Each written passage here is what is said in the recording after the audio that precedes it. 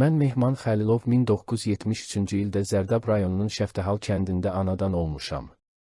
Kənd məktəbində təhsil aldım. 91-ci ildə hərbi xidmətə çağırıldım, 6 ay Sovet ordusunda xidmət etdim. Sovet dövləti dağıldıqdan sonra milli orduda xidmətimi davam etdirdim.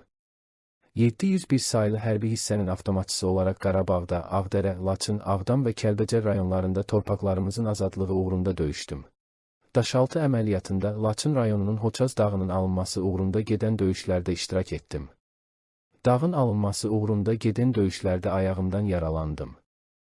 Əvvəl Göygöl rayon xəstəxanasında müalicə olundum, daha sonra müalicəmi davam etdirmək üçün doğma rayonuma qayıtdım.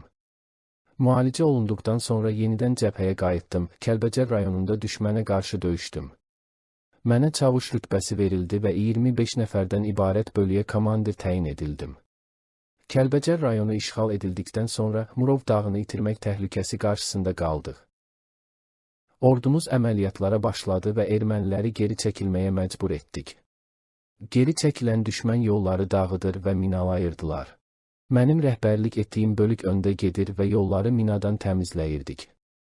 Döyüş tapşırığını yerinə yetirərkən mən və bir neçə yoldaşım düşmən snayperinin atdığı güllələrə tuş gəldik.